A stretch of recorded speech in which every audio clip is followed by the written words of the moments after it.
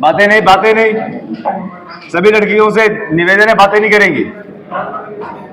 चलिए, आज का हमारा टॉपिक है, क्या है आज का हमारा टॉपिक है भाई, खिलजी वंश। याद है ना, हमारे दिल्ली सल्तनत में टोटल हमारे कितने वंश हुए? 5 वंश हुए। कभी कभी वंश का क्रम पूछ लेता है, तो आपको बता दें, आप लोगों को क्रम पता होने चाहिए। क्लियर है?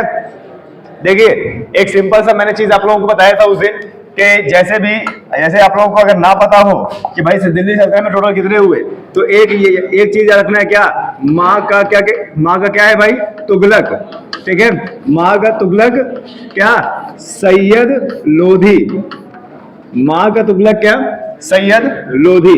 ठीक है, अब देखो, माँ से मामलुक वंश, का से, अच्छा ये खिलजी है ना, तो इसको खा नहीं पड़ते, यहाँ पे एक बिंदी होती है, तो ये आवाज कहां से निकलती है? अंदर से, है ना। तो कहां से क्या हो जाएगा फिर? खिलजी। उसके बाद क्या? तुगलक वंश, और उसके बाद क्या? सैयद वंश, और उसके बाद लोधी वंश। लोधी के बाद क्या चला था? मुगल चला था। ठीक है, इब्राहिम लोधी का पानीपत प्रथम युद्ध जो हुआ था, ध्यान देना, पानीपत का जो प्रथम युद्ध हुआ था, वो हुआ था किसके बीच में? बाबर में और इब्राहिम लोधी। और फिर इब्राहिम लोधी उसमें हारा था, और उसके बाद से क्या हुआ भाई साहब? मुगल साम्राज्य चला, और 1858 तक चला। बहादुर शाह जफर अंतिम शासक। क्लियर है? चलिए, आज हमें क्या पढ़ना है? आज हमें पढ़ना है ये खिलजी वंश। ठीक है, तो देखिए, सबसे पहले आप लोगों को जो नोट करने वाली बात ये है कि भाई खिलजी वंश का संस्थापक कौन था? जलालुद्दीन खिलजी। अच्छा, ये जो जलालुद्दीन खिलजी था, ये पहले क्या था? क्या बोल सकते हैं? सेनापति था। किसके काल में जरा बताइए। इससे पहले वाला कौन था? मामलुक वंश था ना, मामलुक वंश का क्या बोल सकते हैं? सेनापति बोल सकते हैं, है ना। और इसने उसके अंतिम शासक की हत्या कर देने के बाद वहां से इसने शासन को प्रारंभ किया। ठीक है, आए समझ में? अंतिम शासक कौन है इस वंश का? नासिरुद्दीन खुसरवाह शाह। ये क्या भाई? खुसरवाह शाह। और कई जगह अंतिम शासक का नाम क्या आता है? गयासुद्दीन खिलजी। अब आपको बता दें, ये जो अंतिम शासक था ना, इसने लगभग 13 या 14 दिन ही राज कर पाया।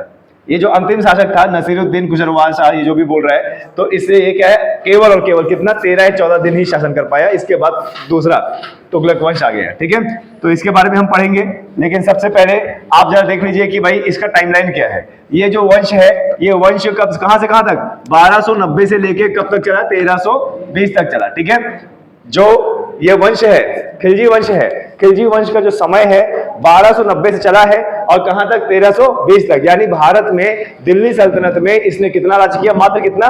30 साल। ठीक है, बोल सकते हैं हम। देखिए, पहला शासक कौन था भाई? जलालुद्दीन खिलजी। पहला शासक कौन? जलालुद्दीन खिलजी। खिलजी वंश का क्या? संस्थापक। कब से? 1290 से 1296 तक। दूसरा शासक कौन आया भाई? अलाउद्दीन खिलजी। अलाउद्दीन खिलजी का शासनकाल 1296 से 1316। उसके बाद कौन आया भाई? शिहाबुद्दीन उमर खिलजी, तीसरा शासक 1316। उसके बाद चौथा कुतुबुद्दीन मुबारक खिलजी 1316 से 1320। और 1320 में अंतिम शासक कौन? नसीरुद्दीन खुसरो शाह, जो भी है। ठीक है, आए समझ में? इनके बारे में हम पढ़ेंगे और अपने दिल्ली सल्तनत वाले यानी मध्य भारत के इतिहास को कंप्लीट करेंगे। क्लियर है? आए समझ में? तो इन राजाओं का नाम थोड़ा सा जरूरी है आपके लिए। और फिर आपको बताते हैं, देखिए, इतिहास भूगोल जिसको हम जीके जीएस बोलते हैं, जीके जीएस पढ़ने का मजा तभी है जब आप उसको डीप तरीके से पढ़ो। खाली वन लाइनर अगर पढ़ लोगे तो उससे कुछ होना ज्यादा नहीं है। ठीक है, आए समझ में? चलिए आगे बढ़ते हैं। देखिए, ये है खिलजी का साम्राज्य। जब हमारे भारत में खिलजी वंश का साम्राज्य आया, तो खिलजी वंश का साम्राज्य इतने पूरे में फैला हुआ था, क्या आप बोल सकते हैं कि इसमें पाकिस्तान, अफगानिस्तान, उज्बेकिस्तान और ये कजाकिस्तान, थोड़ा सा चाइना भी, और ये भारत, तिब्बत, नेपाल और बांग्लादेश, और ये पूरा बंगाल, और ये गुजरात, ये पूरा तटीय क्षेत्र शामिल है ना। आपको बता दें, सभी के सभी राजा इस क्षेत्र को विजिट इसलिए करना चाहते थे क्योंकि यहाँ पर सिंधु, ब्रह्मपुत्र और गंगा नदी का विशाल मैदान है जो कि बहुत ज्यादा उपजाऊ है और बहुत ज्यादा खनिज पदार्थों से लैस है। तो सभी लोग यहाँ पर राज करना चाहते थे।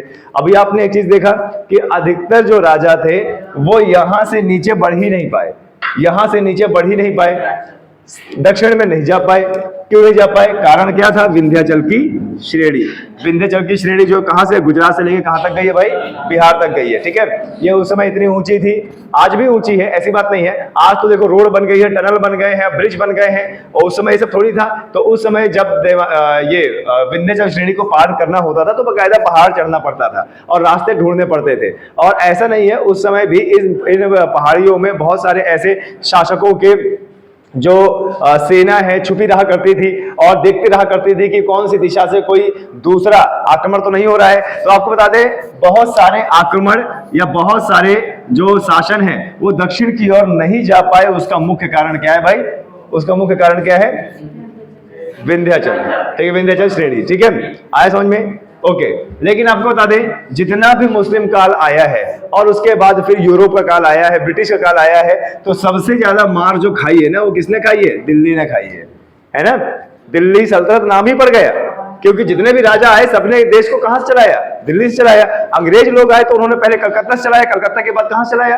दिल्ली से चलाया। और उसके बाद जब हमारा देश आजाद हुआ तब से लेके आज तक देश कहां चल रहा है? दिल्ली से चल रहा है ना? तो दिल्ली हमारे लिए बहुत ज्यादा इंपॉर्टेंट है। क्लियर है? ये है हमारा, देखिए, खिलजी वंश का साम्राज्य। इतना साम्राज्य का विस्तार था। ठीक है, और आप देख रहे हैं दोनों तरफ इसने तट को घेर रखा है, उधर बंगाल की खाड़ी और इधर क्या? अरब सागर। क्यों भाई ऐसा क्यों? अरे यार थोड़ा सा दिमाग लगाओ। सिंधु घाटी सभ्यता में नाव के अवशेष मिले थे, सिंधु घाटी सभ्यता में नाव के अवशेष मिले थे। तो जब सिंधु घाटी सभ्यता में नाव के अवशेष मिले थे तो सीधी सी बात है, इस समय में आते आते नाव का एडवांस रूप हो गया था, यानी जल से भी व्यापार हुआ करता था। वो फारस की खाड़ी, उधर अरब हो गया और इधर म्यांमार हो गया और इंडोनेशिया हो गया, जल के रास्ते व्यापार हुआ करता था। और आपको बता दें, किसी भी साम्राज्य की जो लाइफ लाइन चलती थी वो किससे चलती थी? व्यापार से चलती थी। क्लियर है? आए समझ में? चलिए आगे बढ़ते हैं और सबसे पहले इन दो व्यक्तियों को जान लेते हैं। क्यों? क्योंकि भाई इसके बारे में बहुत ज्यादा पूछा जाता है। अमीर खुसरो। कौन भाई? अमीर खुसरो। इसके बाद इस वंश की शुरुआत करते हैं। अमीर खुसरो, इनका मूल नाम क्या था भाई? मोहम्मद हसन था, और वह एक क्या थे भाई? सूफी संत थे। अमीर खुसरो बलबन से लेकर कितना? मोहम्मद तुगलक तक दिल्ली दरबार में रहे। आपको बता दें, राजाओं के काल में जो विद्वान हुआ करते थे ना, उनकी मौज रहा करती थी, क्योंकि विद्वानों को कोई नहीं मारता था। क्यों? विद्वानों को क्यों नहीं कोई मारता था? क्योंकि ये क्या थे? ये क्या है? ये हमारे काम आएंगे। क्लियर है? अच्छा, कहीं भी बोला जाता है ना, जैसे मान लीजिए टीचर है, कभी कहीं भी बोला जाता है कि भाई टीचर का हमेशा जो है उनका रिस्पेक्ट कीजिए, उनसे ज्यादा मत बोले। क्यों? क्योंकि वही तो काम आते हैं आप लोगों का भविष्य बनाने में ना, ये चीज है। तो आपको बता दें, जैसे कोई खोज करना है, कोई गाना बनाना है, या सूफी गाना सुनाना है, या अपने राज्य की एकदम शान बनाना है, तो वो वही विद्वान लोग हुआ करते थे। इसलिए विद्वानों को कोई टच नहीं करता था। ठीक है, आए समझ में? जो किसी न किसी रूप में विशेषज्ञ थे, जैसे मान लीजिए सुनार हो गया, या जो लकड़ी वाला है, या जो कुंभकार हो गया, या लोहार हो गया, इनको कुछ नहीं बोला जाया करता था। इसलिए क्योंकि यही तो जड़ है भाई देश की अर्थव्यवस्था चलाने के लिए, है ना? अब ये बताइए, कोई अंबानी को मार डाले तो हमारी देश की अर्थव्यवस्था क्या हो जाएगी? डगमगा जाएगी ना। अंबानी, अडानी, इन सबको अगर कोई मार डाले तो भैया देश की अर्थव्यवस्था डगमगा जाएगी। क्यों? क्योंकि इन्होंने देश की अर्थव्यवस्था को बना के रखा हुआ है। ठीक है, हजारों करोड़, लाखों करोड़ रुपए कमाते हैं और इतना लगभग टैक्स भी देते हैं। तो सरकार के लिए ये बहुत ज्यादा इंपॉर्टेंट है। इसी तो आपने देखा होगा ना कि सरकार ने इन लोगों को Z+ सिक्योरिटी दे रखा है। क्यों? क्योंकि भाई आप लोग नवरत्न हो, आप बने रहने चाहिए। क्यों? देश की अर्थव्यवस्था चलेगी। तो उस समय ऐसे लोगों के साथ भी विद्वान नहीं मारा करते थे। और यही कारण है कि भाई अमीर जो खुसरो है ना, इसने टोटल 7 शासन देखे थे। कितने? 7। क्या बोल रहे हैं यहाँ पर? जरा देखो, बलबन से लेकर कहां तक? मोहम्मद तुगलक तक। बलबन कहां पे था भाई? बताइए। मामलुक वंश में। और तुगलक वंश जो खिलजी वंश के बाद आया। ठीक है, 7 शासन इसने देखे। और आपको बता दें, ये इतना ज्यादा रिसर्च करता था संगीत में कि भाई गाना भी गाता था। अब गाने के साथ कुछ अगर बज जाए तो वो भी अच्छा है। तबला इसी ने बनाया था, याद है ना? तबला वो जोड़े में बजाया जाता दोनों हाथों से, है ना? वो इसी ने बनाया था। तो आज देखो तबला कितना, क्या बोलते हैं, प्रेम किया जा रहा है तबले से। और आपको बता दें, तबले की असली धुन आपने अभी नहीं सुनी होगी, और जिस दिन आप तबले की असली धुन सुनेंगे ना तो उस दिन मोह जाएंगे। है ना। तूतीय हिंद, अमीर खुसरो क्या बोला गया है, तूतीय हिंद। अब ये थोड़ा सा यूपी जीके का भी प्रश्न बन जाता है। यूपी जीके का प्रश्न इसलिए बनता है भैया कि उत्तर प्रदेश के कौन से जिले, एटा जिले में इसका जन्म हुआ है, तो ये यूपी जीके का क्या हो गया, प्रश्न बन गया। क्लियर है, आए समझ में। तो ये आपको याद रखना है। इन्हें तूतीय हिंद या भारत का तोता के नाम से भी जाना जाता था। फिर दूसरा कौन था भाई, दूसरा कौन था विद्वान, हसन देहलवी। यह एक उर्दू कवि थे जो कुरान और हदीस का गायन किया करते थे। ठीक है, तो इसको भी पढ़ लीजिएगा, थोड़ा सा इंपॉर्टेंट है। वैसे एग्जाम में इतना ज्यादा पूछा नहीं जाता है, लेकिन फिर भी आप लोगों के नॉलेज में होना चाहिए। ठीक है, आपको बता दें, जब भी नॉलेज गेन करना होता है तो ऐसा जरूरी नहीं है कि जो सिलेबस में है वही पढ़ लो, जो सिलेबस के थोड़ा इधर उधर भी है ना, उसको भी पढ़ो। ठीक है, क्योंकि जब सब करियर जुड़ेंगी तो आपका जीके जीएस बहुत अच्छा जाएगा। क्लियर है, तो ठीक है, चलें आगे। इतना आपने देख लिया, चलिए आगे बढ़ते हैं। जलालुद्दीन से शुरुआत करते हैं। जलालुद्दीन फिरोज खिलजी, जलालुद्दीन फिरोज खिलजी। ठीक है, क्या बोल रहा है, दिल्ली सल्तनत में खिलजी वंश के संस्थापक जलालुद्दीन खिलजी थे। कब संस्थापक किया, 1290 में। कब तक राज किया, 1296 तक राज किया। और यह एक क्रूर शासक था और जिसने भिलसा एवं देवगिरी में अपने भतीजे के द्वारा लूट मार करवाई थी। ठीक है, और आपको पता है जो भी जितना क्रूर होता है ना वो ज्यादा दिन तक चल नहीं पाता। आप हिटलर को देख लो, हिटलर को देख लो, क्या ज्यादा दिन तक चल पाया है ना। उनको फिर बाद में पता लग जाता है कि भाई वो क्रूर है, तो क्या करते हैं, खुद ही अपनी मौत कर लेते हैं, है ना। जैसे आपने अभी हिस्ट्री में कई ऐसे शासक होंगे जिनके बारे में आपने देखा होगा भाई बहुत भयंकर क्रूर शासक था और लास्ट में मरा कैसे, खुद से, या तो खुद को गोली मार दी या तो खुद को फांसी लगा ली, है ना। अभी आपने देखा होगा कि जो रेप निर्भया रेप कांड के जो दोषी थे, तो उसमें से एक दो दोषी ने जेल में ही फांसी लगा ली थी ना अपने आप को। क्यों, गिलानी फील हुआ कि भाई हमने इतना गलत किया। सम्राट अशोक को देख लीजिए, सम्राट अशोक जब कलिंग का युद्ध लड़ा था और इतना सारा लहू लुहान हुआ था, लाखों लोग मर गए थे, तो लास्ट में गिल्टी फील हुआ। अब गिल्टी फील हुआ तो क्या किया, प्रायश्चित के लिए जान तो नहीं दी खैर, लेकिन क्या किया, बौद्ध धर्म को धारण किया और अपने पूरे साम्राज्य में मांस और मदिरा का सेवन बंद करवा दिया। उसने ये कह दिया कि भैया जो भी जीव जो दिख भी रहा है ना उसको भी क्षति नहीं पहुंचानी है, और खुद के बेटे और बेटी को भिक्षुणी बना के कहां भेजा, श्रीलंका में भेजा, है ना। तो ये चीज होता है। तो बहुत क्रूर शासक था।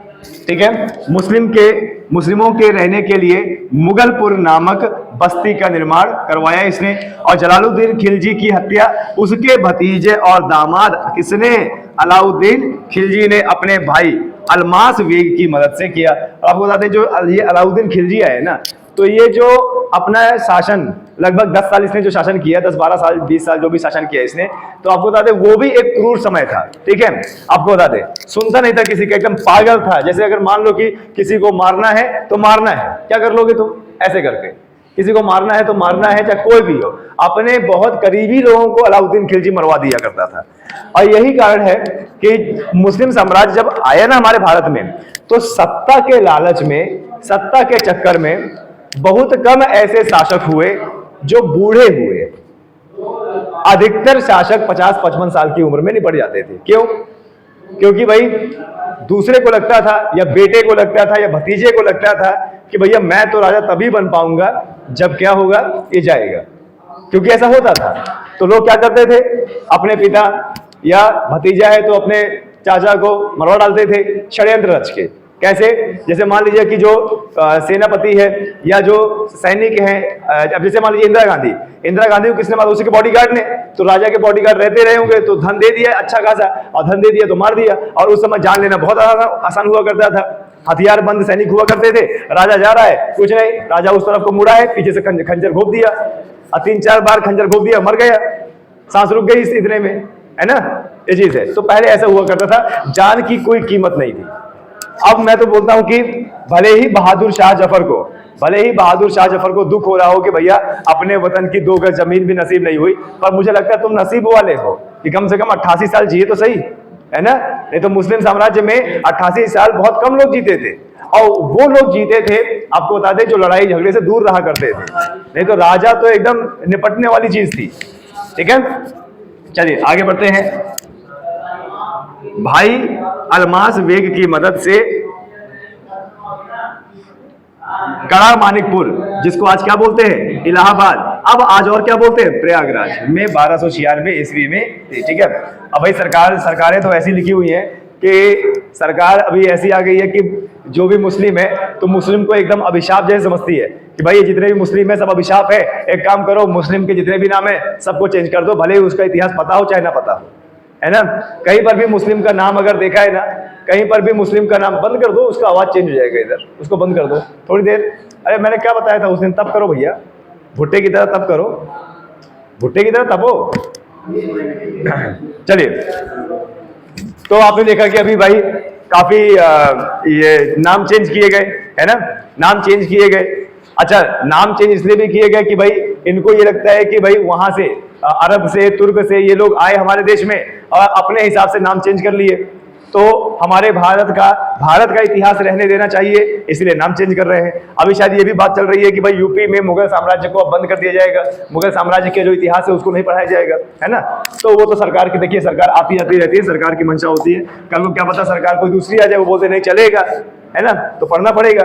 जैसे भाई उत्तर प्रदेश टेक्निकल यूनिवर्सिटी जिससे मैंने बीटेक किया था, तो क्या हुआ, जिस साल मैंने बीटेक किया उसका नाम था महामाया टेक्निकल यूनिवर्सिटी, और उसी साल जो है सपा वालों का चुनाव हुआ, सपा वाले जीते तो नाम रख दिया क्या, उत्तर प्रदेश टेक्निकल यूनिवर्सिटी। फिर उसके बाद बीजेपी की सरकार आई, तो बीजेपी की सरकार आई और उसी समय एपीजे अब्दुल कलाम की मौत हो गई, हार्ट अटैक के दर, वो हमारे देश को छोड़ के चले गए, इतने अच्छे हमारे राष्ट्रपति, तो उनके नाम से फिर यूनिवर्सिटी कर दिया, doctor APJ Abdul Kalam technical university, है ना। तो जाके उनसे पूछो ना फिर, यार मैं थोड़ी किया यार, मेरे से क्यों पूछ रही हो, मैं तो एक आम सा नागरिक, बताइए पैदल आता हूं अपने घर से यहाँ तक, मेरे से पूछ रही है पागल लड़की। चलिए, अब आते हैं अलाउद्दीन खिलजी। आपको बता दें अलाउद्दीन खिलजी ये जब शासन पे आया तो आपको बता दें बड़ा सा पागल टाइप का था, मतलब सत्ता जीतने के लिए और अपने आप को विजयी पाने के लिए, मतलब हार नहीं मानता था, कैसे भी चाहे छल करो चाहे कपट करो कुछ भी करो जीतना है, ठीक है, आए समझ में। तो आप लोगों को एक छोटी सी एक कहानी मैं बताने जा रहा हूं, एक छोटी सी कहानी यहाँ पे बता देता हूं। आपने सुना होगा चित्तौड़, है ना, आपने सुना होगा भाई चित्तौड़गढ़, ठीक है। अब जो चित्तौड़गढ़ है, चित्तौड़गढ़ के राजा थे राजा रतन, ठीक है, राजा कौन, रतन सिंह, ये चित्तौड़गढ़ के राजा थे और इनकी पत्नी थी कौन, पद्मावत, बहुत ही ज्यादा खूबसूरत थी, और कहा जाता है कि भाई ये जो पद्मावत थी ये राजपुतानिन थी, है ना, क्षत्रिय थी, तो इतनी ज्यादा खूबसूरत थी कि इसके जो खूबसूरती के चर्चे हैं उस राज्य के चारों तरफ फैले हुए थे, ठीक है, आपको बता दें। और इस पद्मावत का भाई साहब क्या हुआ था, स्वयंवर हुआ था, आपको बता दें, ऐसे नहीं कि राजा रतन जी के पिताजी गए वहां पे और बात कर लिया और भैया शादी हो गई, इनका बकायदा स्वयंवर हुआ था। और स्वयंवर में ये जो राजा रतन है इन्होंने इतनी भयंकर मेहनत किया, पूरी जी जान लगा दिया कि भैया ये स्वयंवर मुझे जीतना है, हाँ लेकिन अच्छे तरीके से, छल कपट से नहीं, ठीक है। और उस समय तो ऐसे ही हुआ करता था कि जिससे स्वयंवर हुआ उसी से शादी कराई जाती थी, है ना। तो ये पद्मावत की शादी हुई फिर राजा रतन सिंह से। और आपको बता दें राजा रतन सिंह उस समय चित्तौड़ के राजा थे, और चित्तौड़ कहां पे भाई, राजस्थान में है ना। एक और व्यक्ति था, बड़ा खास व्यक्ति था इसी साम्राज्य का, जिसका नाम है राघव। क्या नाम है, राघव। अच्छा, ये जो व्यक्ति था ना ये बड़ा छलिया व्यक्ति था, इसने कुछ देशद्रोही जैसे कार्य किए होंगे, तो राजा रतन सिंह ने क्या किया, इसको निकाल दिया, देश निकाल दिया। उस समय देश निकाला सजा होती थी, क्या सजा होती थी, देश निकाला सजा होती थी, ठीक है, आए समझे, तो देश निकाल दिया इसको। और आपको बता दें ये राजस्थान में, और जब निकाल दिया बाहर तो ये राघव भाई साहब गया कहां पे, दिल्ली। और दिल्ली में उस समय किसकी सरकार चल रही थी, जलालुद्दीन नहीं, इसकी नहीं, अलाउद्दीन खिलजी की सरकार चल रही थी, है ना। और आपको बता दें ये कौन, इस साम्राज्य का, चित्तौड़ के साम्राज्य का, कहां चला गया, मुस्लिम साम्राज्य में। और आपको बता दें वहां पर खिलजी के पूरे कान इसने अच्छे से भर दिए कि भाई साहब चित्तौड़ में एक रानी है पद्मावत, पूरी विश्व सुंदरी है, इतनी सुंदर महिला आज तक कहीं पर भी नहीं देखी गई, और आप तो दिल्ली सल्तनत के राजा हैं, आप अगर चाहो तो जीत सकते हो। क्यों, क्योंकि राजा रतन सिंह की जो सेना है वो इतनी ज्यादा कोई खास नहीं है, ठीक है। अब आपको बता दें ये राघव है ना, ये था वो व्यक्ति जिसने पूरी लड़ाई करवाई, ये राघव है ना, किसी का नाम राघव भाई बुरा मत मान जाना, ये वो व्यक्ति था जिसने लड़ाई करवाई। अच्छे खासे राजा रतन जो अपने प्रजा के लिए सोचते थे, विचारते थे और उन्हीं के लिए कार्य करते थे, लड़वा दिया और पद्मावत को सती करवा दिया। ये राघव इसने क्या किया, वहां पर जाके खिलजी को बता दिया, अरे साहब इतनी सुंदर कन्या, इतनी सुंदर जो है औरत हमने कभी लाइफ में नहीं देखी। अब खिलजी बाबू बोले कितनी सुंदर, वो बोले बहुत सुंदर, बहुत सुंदर, इतना कभी नहीं देखा। अब ये बताइए, किसी की तारीफ के पुल बना दोगे, तारीफ के बार बार पुल बना दोगे तो सीधी सी बात है, सीधी सी बात है क्या होगा, वो तो सोचेगा ही ना। क्यों बताइए, आप ही के पिता, क्यों लड़कों, आप ही के पिता बोले कि बेटा तुम सरकारी नौकरी अब पा लिए हो, मिल गई तुमको सरकारी नौकरी, चलो तुम्हारा विवाह करा दे, एक सुंदर कन्या हम लेके आए हैं। और तुम अपने पापा से पूछो पापा कितना सुंदर, पापा बोले बहुत सुंदर, विश्वास तो करोगे ना, करोगे कि नहीं करोगे। अब मान लो गलती से फोटो देख लिया, तब अब मान लो गलती से फोटो देख लिया, गलती से फोटो देख लिया तो तुम बोलोगे पिताजी अब इन करवा दो विवाह, ये मई बीत ना पाए, ऐसे ही बोलोगे ना, ऐसे ही बोलोगे कि नहीं बोलोगे, ये बताइए। मई नहीं जानते हो कि विवाह करवाओगे, क्यों, क्योंकि भाई सुंदर करने। हमारे अवधेश सर, हमारे अवधेश सर जो हिंदी पढ़ाते थे यहाँ पर, इनकी शादी हुई थी 1998-99 में, उस समय फोटो चला करती थी, है ना। तो उस समय आपको बता दें ये बड़ा आनाकानी करते थे शादी के लिए, क्यों, क्योंकि तैयारी कर रहे थे ना, उस समय इलाहाबाद यूनिवर्सिटी से पढ़े थे, तैयारी कर रहे थे। अच्छा सॉरी, थोड़ा सा मैं बोलना चाहूंगा, कोई बुरा नहीं मानना, ठीक है, बुरा नहीं मानना, मैं थोड़ा सा बोलना चाहूंगा। तो भाई साहब क्या हुआ कि इनके पिताजी जो है शादी कराने को बात कर रहे थे, तो ये शादी से भाग रहे थे, तो हमारे पिताजी ने इनको पकड़ा कि नहीं तू शादी कराएगा, तो ये शादी से भाग रहे थे। लेकिन जब फोटो कराया, जब फोटो इनको दिखाया तो तुरंत बोलते करा दो शादी, भाई हम कहीं नहीं जा रहे, इनकी नौकरी लगने से पहले इनकी शादी हुई है, ये चीज है। तो क्यों भाई, सुंदर कन्या को देख के कौन शादी नहीं करेगा, क्यों लड़कों बताओ, तो ऐसे तो कोई पूछना नहीं है, तुम बताओ।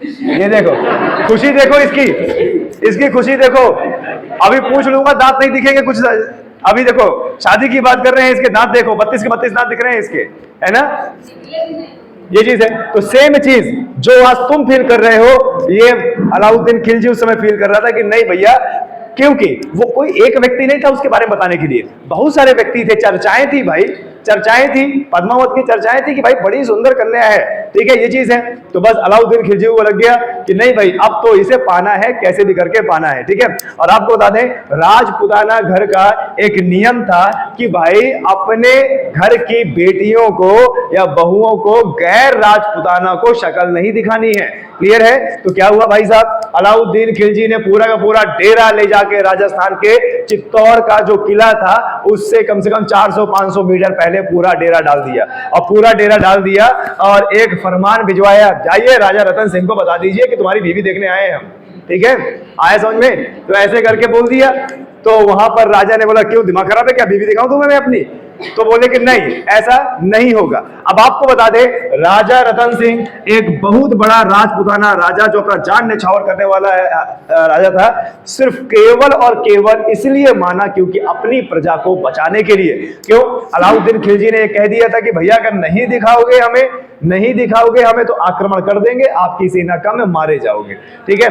आपको बता दें कई मीटिंगें हुई इस बीच में, अलाउद्दीन खिलजी और राजा रतन सिंह के बीच में कई मीटिंगें हुई, और यहां तक कि अलाउद्दीन खिलजी ने यह कह दिया अंत में कि देखो पद्मावत को बहन की नजर से हम देखेंगे और हमारी बहन के रूप में उसे मानेंगे, अब तो दिखा दो। और आपको बता दें जब उसने आक्रमण की बात किया तब जाके राजा थोड़ा सहमति हुई कि देखो ये बहुत तुच्छ चीज होगी अगर इस छोटी सी चीज में आक्रमण हुआ, तब वह क्या बोलते हैं देखने दिखाने के लिए राजी हुआ। और आपको बता दें ऐसा नहीं है कि भैया वो अलाउद्दीन खिलजी आया और बैठा के उसको दिखा दिया पद्मावत को, नहीं, वो इतनी सुंदर थी भाई साहब, खुद राजा रतन सिंह जो है क्या बोलते हैं अच्छा खासा मोह गए थे, ठीक है। तो कैसे दिखाया गया मैं आपको बताता हूं, अलाउद्दीन खिलजी कैसे दिखाया गया। देखिए एक जलाशय था, ध्यान देना, एक जलाशय था, जलाशय था, जलाशय के बगल में लगा हुआ था शीशा, ठीक है। और ये शीशा अलाउद्दीन खिलजी को नहीं दिखा था, एक बिल्डिंग थी ऊपर, यहां पर पद्मावत जो है खड़ी हुई और यहां पर था कौन, खिलजी और राजा रतन सिंह। इस पद्मावत का प्रतिबिंब इसमें पड़ा और इसका प्रतिबिंब बना जल में, और अलाउद्दीन खिलजी ने तो देखा था वो जल का प्रतिबिंब देखा था, और जल का जो प्रतिबिंब देखा तो जल का प्रतिबिंब उसको इतना मोह गया भाई साहब कि सोचो कि जब जल का प्रतिबिंब इतना मोह गया तो वास्तविक में वो कितनी मतलब सुंदर होगी, है ना, ऐसा था।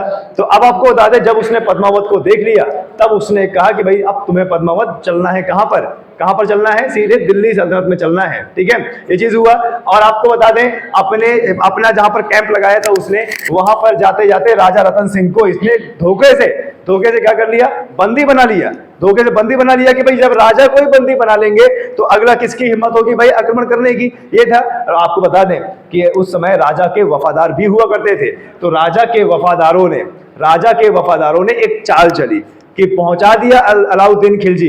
अलाउद्दीन खिलजी को एक संदेश कि भैया ये पद्मावत ले जाओ इसे दिल्ली जाओ, ठीक है, ये पद्मावत रेडी है। उस समय डोलियां चलती थी, तो भाई डोलियां सजा दी, ठीक है, और बहुत सारे मतलब व्यक्ति भी सजा दिए जो डोली में लेके जाएंगे, आए समझ में। और जैसे ही अलाउद्दीन खिलजी, उसने शर्त रख दी कि राजा को तब छोड़ेंगे जब तुम पद्मावत को हमें दोगे और हम दिल्ली लेके जाएंगे।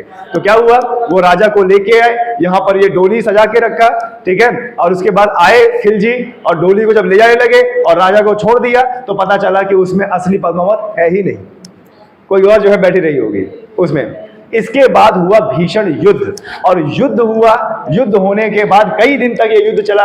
और आपको बता दें कि जो ये पद्मावती थी ना भाई, असली राजपुताना थी, ये असली राजपुताना थी, कसम खा के रखी थी भैया कि हम अपने पति के सिवा किसी के भी हाथ नहीं आएंगे। क्यों, राजा शान हुआ करता था भाई, है ना।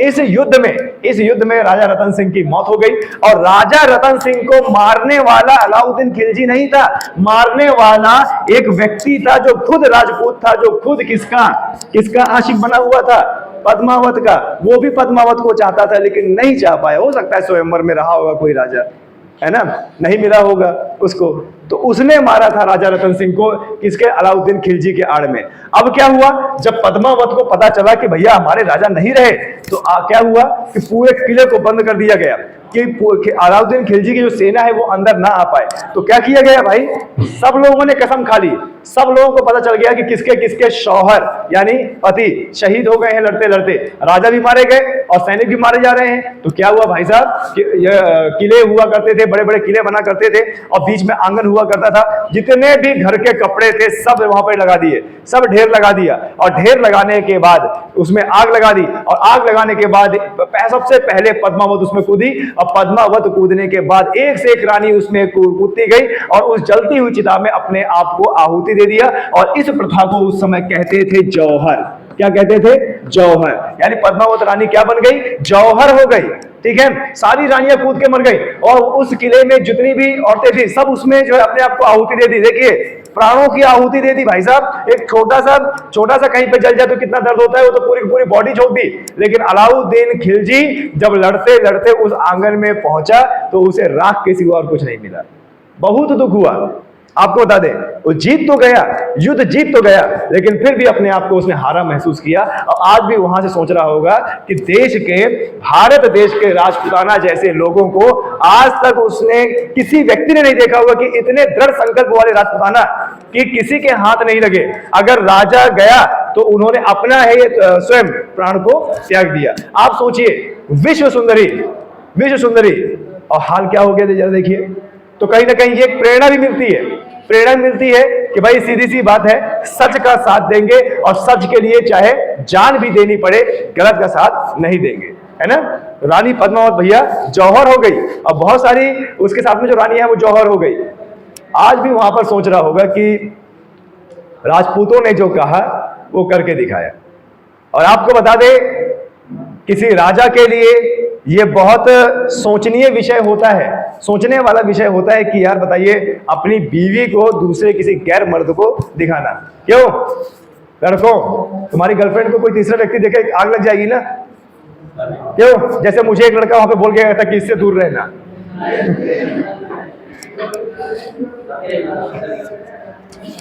कभी उसके लिए नहीं होगा जिसकी गर्लफ्रेंड ने हम तुमसे बात की है। क्यों, बॉयफ्रेंड पता क्या होता है, बॉयफ्रेंड अगर उसकी गर्लफ्रेंड कोई बन गई तो ही बिहेव लाइक बॉडीगार्ड, वो बॉडीगार्ड एकदम, है ना, ऐसा केयर करेगा कि जैसे कभी किसी ने केयर किया ही नहीं।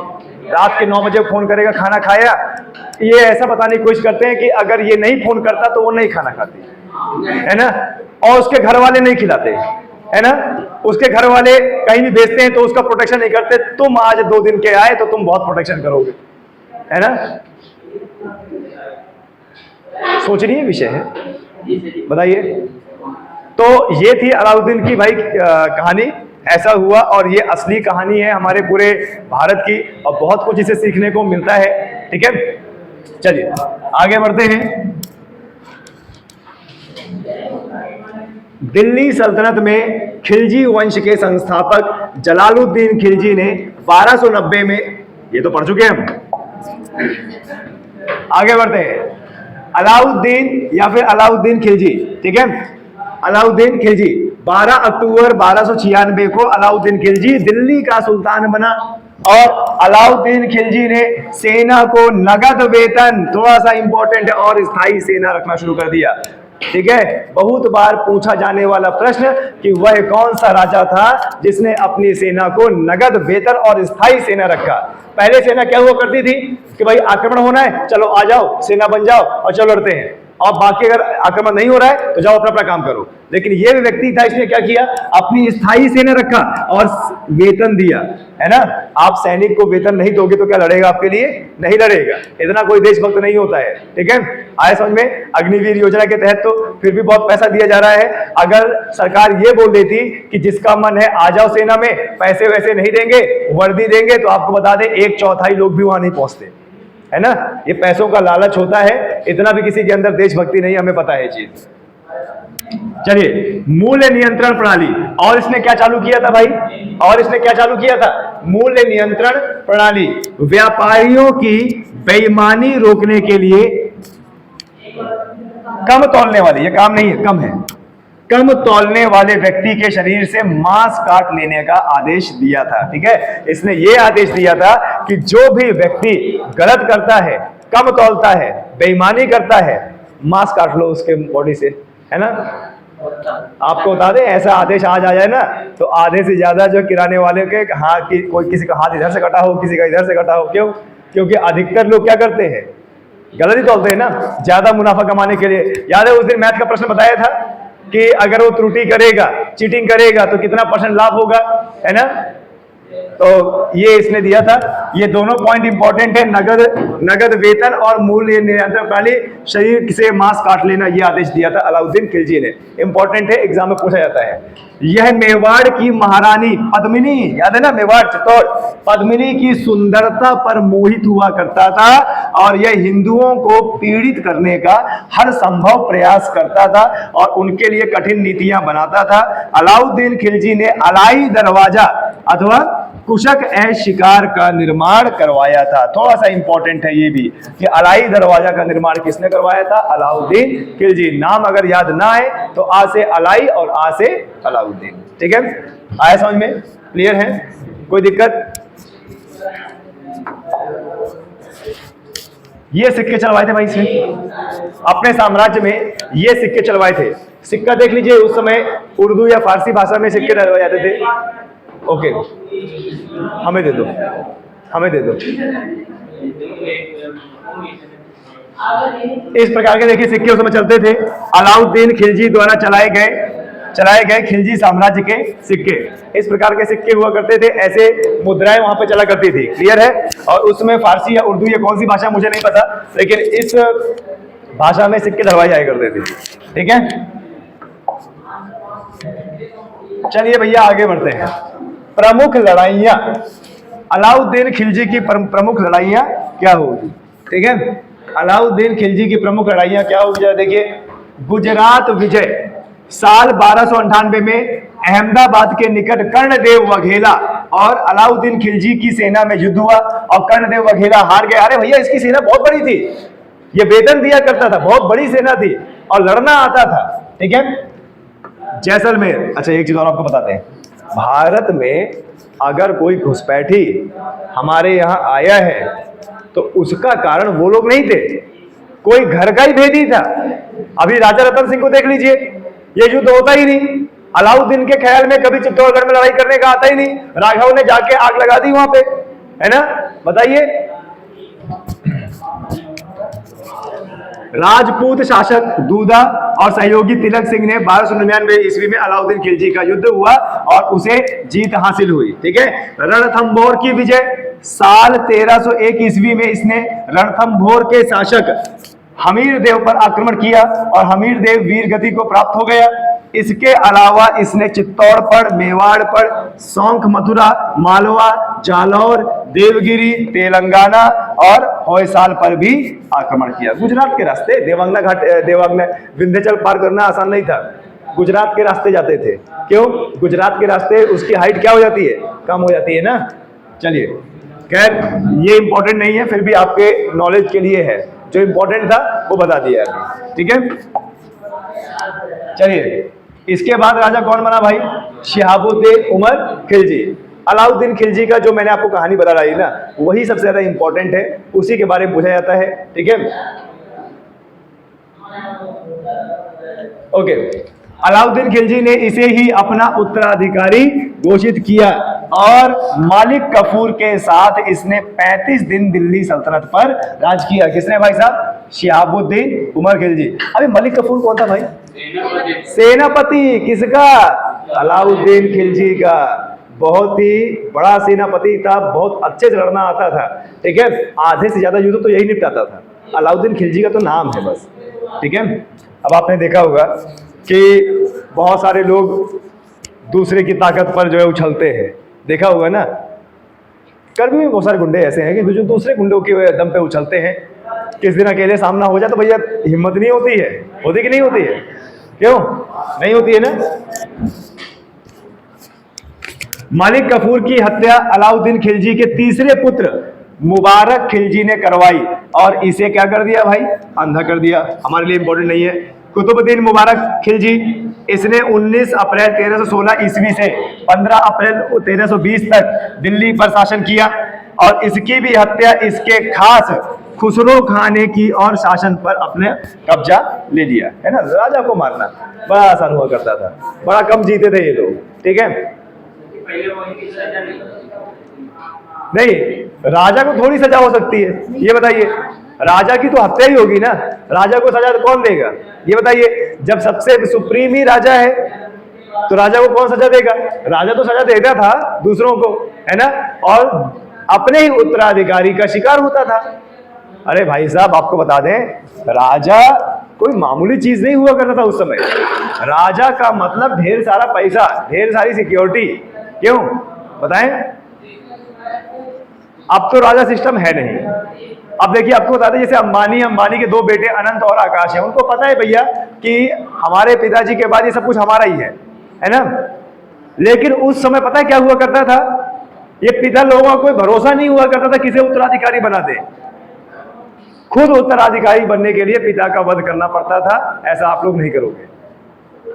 किसी के पिता के पास अगर अच्छी खासी प्रॉपर्टी हो तो भैया मार और मत देना, ठीक है। या किसी के पिता रेलवे में हो, रेलवे में ऐसा होता है कि भैया अगर पिता की मृत्यु हो जाए तो घर के किसी सदस्य को रेलवे की नौकरी मिल जाती है। मार और मत देना अपने पिता को, ठीक है, कि लास्ट के 2 महीने बचे और तुमने दिखा दी ऊपर का रास्ता। अब 2 महीने में तुमने जॉब करके बैठे हो, है ना। पीडब्ल्यूडी डिपार्टमेंट में ऐसे ही होता है ना। पीडब्ल्यूडी डिपार्टमेंट में अगर समय से पहले, रिटायरमेंट से पहले अगर मृत्यु हो जाए तो बच्चे को नौकरी मिल जाती है। क्लियर है? अपने दम पे बनाओ यार सरकारी नौकरी लेके। अभी भी पूरा मानिकपुर क्षेत्र खाली पड़ा है, इधर ये रगौली के आगे जाओ तो पूरा क्षेत्र खाली पड़ा है ना। अपने दम पे खरीदना जो भी खरीदना हो। सही बोल रहे हैं? क्यों लोलेश? चलिए, अच्छा तुमने एक बात तो ये पूछा नहीं कि सर ये बताइए आप हमको ही क्यों बोलते रहते हो जहाँ जमीन खरीदा, इनको क्यों नहीं बोलते? आप इनका नाम का पहले से रजिस्टर ही है, ठीक है।